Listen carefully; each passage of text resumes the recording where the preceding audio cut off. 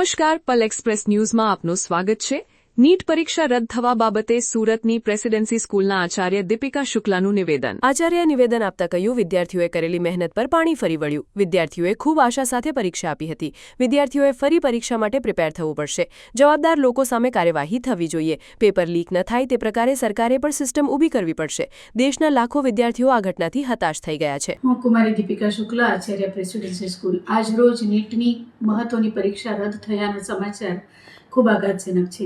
વિદ્યાર્થીઓએ 2 વર્ષ સતત તનતોડ મહેનત કરી હોય છે।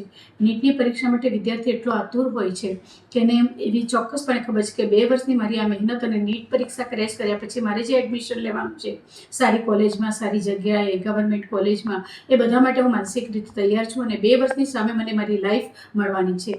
હવે આવી પરીક્ષાઓ, જો આટલી ઉત્તમ ગણાતી પરીક્ષાઓ જો પેપર લીક થવાને કારણે રદ થાય તો વિદ્યાર્થીઓની અને સમાજની માનસિક દ્વિધા ખૂબ વધી જાય। અમે પોતે પણ આ બાબતે અત્યારે ખૂબ જ કન્ફ્યુઝ છીએ કે વિદ્યાર્થીઓને શું આશ્વાસન આપીએ, સમાજને શું આશ્વાસન આપીએ।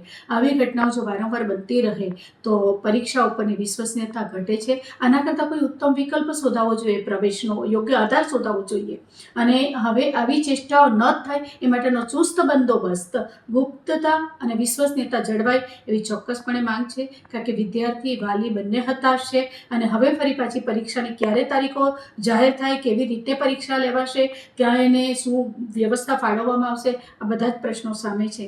જો કે એવું ચોક્કસપણે કદાચ વિચારવામાં આવશે કે વિદ્યાર્થીની જે તે વ્યવસ્થા જે તે જગ્યાએ જ રહેશે, છતાં પણ વિદ્યાર્થીએ જે 2 વર્ષ મહેનત કરી છે, અત્યારે એ જે દ્વિધામાં છે એમાંથી બહાર નીકળીને હવે ફરી પાછી એમનું અપિયરન્સ કેવું રહેશે એ બાબતે વિદ્યાર્થી પોતે પણ ચોક્કસ કશું નક્કી કરી શકે એમ નથી। મને લાગે છે આ ખૂબ આઘાતજનક સમાચાર છે અને હવે આવી ઘટનાઓ ન બને એ તરફ સમાજે પૂરતું ધ્યાન આપવું પડશે। લાગતા વળગતા જે પણ પક્ષો છે એને પણ એની ઉપર ખૂબ ધ્યાન આપવું પડશે।